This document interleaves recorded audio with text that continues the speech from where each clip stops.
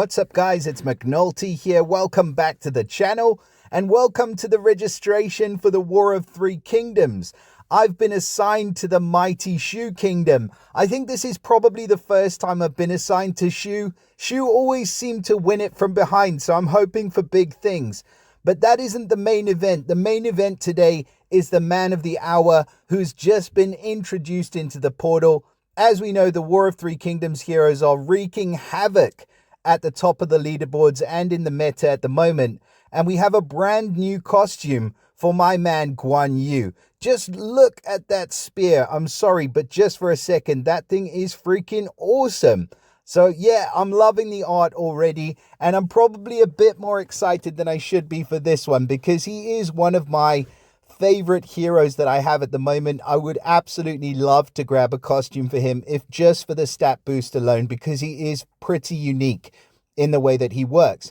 That being said, though, we're going to have a closer look at Guan today, so we will dive right in and get started. So in terms of his, obviously he is a nature element hero. In terms of his class, he is now switching over to the barbarian class. So instead of defense with the paladin class, he's going to switch that over for the wound skill.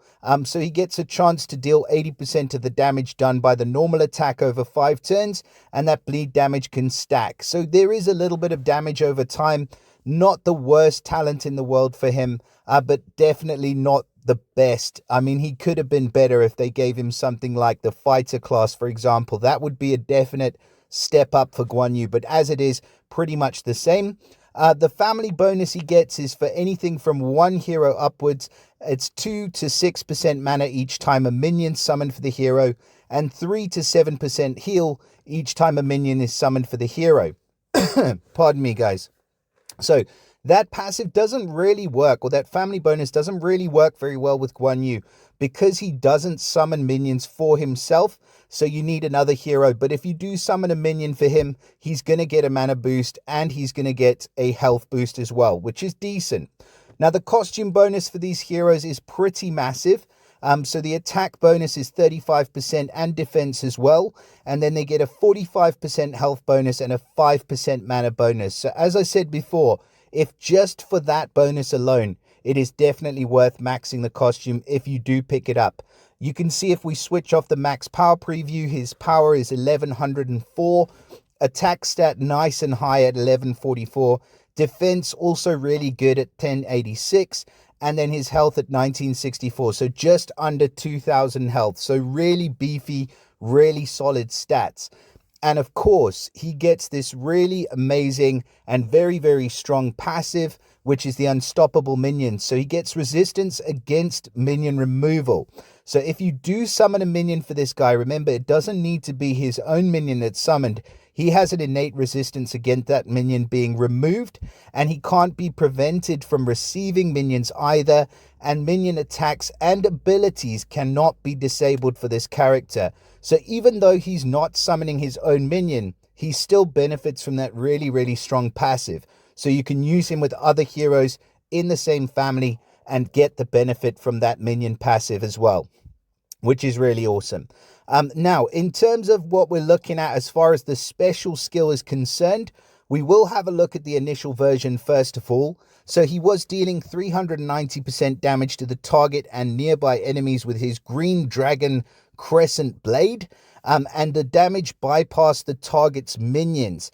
The target and nearby enemies then got negative 25% defense and a further 3% decrease for every minion owned by the enemies for 3 turns, up to negative 70%.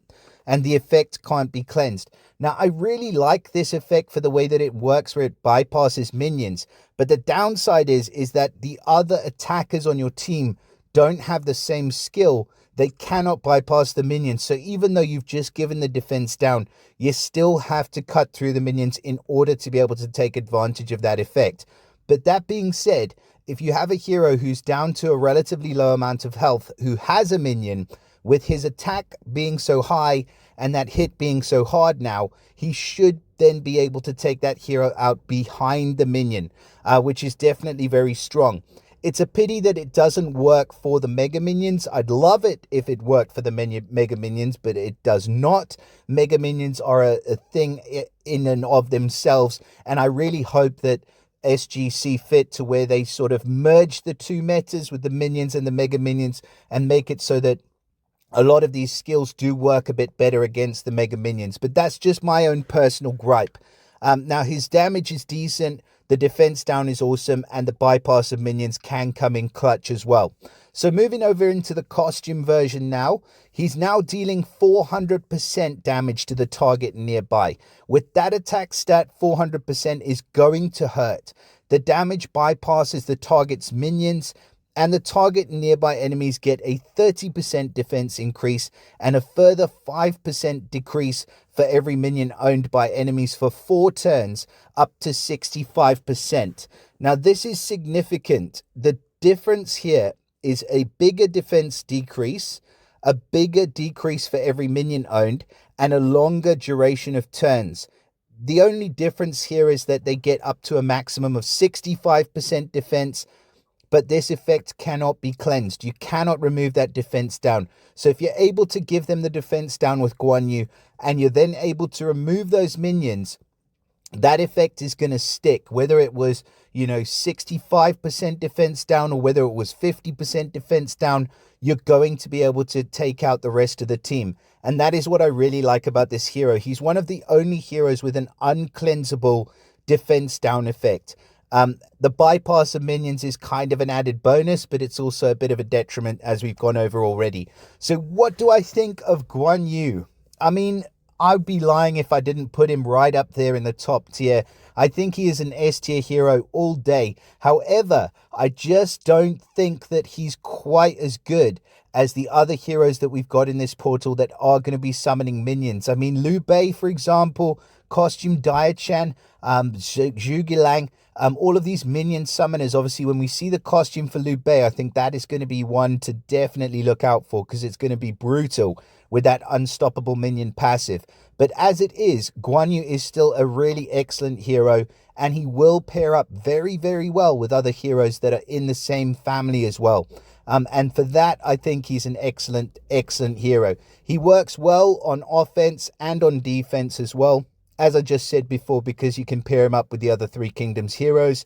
Let's just take a quick look at his ether talent, and that will be the special skill boost. So he gets at the beginning of the battle an extra 30% damage on his special skill for the first 6 turns. So instead of 400% damage, sorry, he's got the attack up. I was looking at the costume. So the attack up actually is going to probably be a bit better, I'm going to say. I mean, this one can still be used if you want that extra damage on the special skill, but I'd probably prefer the attack up. So 20% attack increase for the first 6 turns. Yeah, that's going to hurt. I mean, his attack stat already being what it is, you're going to be able to do some pretty serious damage with this guy. So yeah, I absolutely love the costume for Guan Yu. I think he's an excellent hero, and he's featured alongside Cao Cao or Cao Cao, however you say his name. But he obviously benefits massively from the unstoppable minions. And then Tang San Zhang, who I am lucky enough to have this dude, and he's an excellent, excellent hero running at very fast speed, nice meaty health boost, and he cleanses just a single ailment. But because he's running at fast speed, or very fast speed, sorry, that is usually enough. So yeah, he's a great hero as well. So an excellent portal to summon in. And of course, we do have a hero of the month, a new hero of the month for the month of October. And I'm not going to do this in a separate video. But we'll have a look at Zidane right now. So Zidane is a fire hero, and he is of the Ranger class, so he gets the chance to bypass 2024 Legends family. Absolutely no idea what they're going to do. And then he gets dual passive. So the first one is increased attack per non-fire enemy. That's very interesting. So at the start of the battle, this character's attack is increased by 5% for any enemy or every enemy that's not of the fire element. In battles with multiple waves, the effects refreshed at the beginning of each wave. That's pretty cool. So it can work in PvE content as well as PvP. But if you go up against a team where there's, say, one fire enemy, which is probably most likely, it means he's going to be getting a 20% attack increase for the whole duration of the battle. That is pretty cool. I'm not sure whether it reduces once you kill an enemy. It doesn't say that it does, but even if it doesn't, it's still decent to have that extra attack boost. The other passive is resist buff immunity. So the character has innate resistance against status elements that give immunity to new buffs. So you cannot give this guy immunity to buffs. He will be getting a buff if you cast one. And that is really decent as well. The Ether talent, a very interesting one for Zidane actually, and it's Gamble. So we don't see a lot of this one, but at the start of each battle, he gets 60% attack with a reduce of 20% accuracy for 6 turns. I kind of like that, and I think it works pretty well with the first of his passives where he gets that attack increase. So you could be easily having, say, an 80% attack increase for the first 6 turns. However, you will get that negative accuracy. So it is kind of a downside. And I'm not such a huge fan of that in PvE content because I think you kind of want to hit the heroes rather than miss them. But I think in PvP content, it can be really good knowing that you have that extra 80% or 60% attack plus the extra 20% for the beginning of the battle. And you can choose whether you use it or not.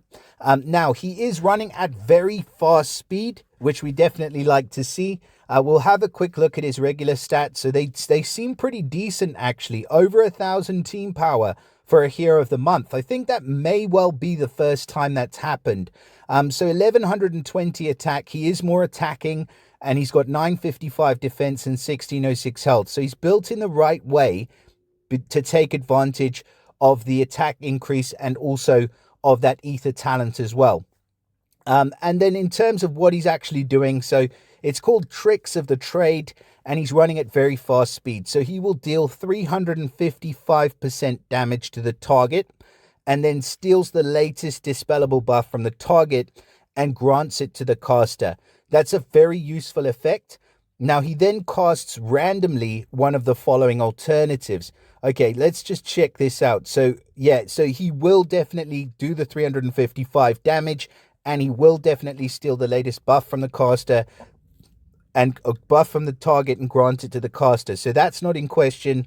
But what is that it'll be randomly one of the following. So either Barbed Bolt, where the target will receive 504 bleed damage over 3 turns. Poison Bolt, where the target receives 537 poison damage over 3 turns.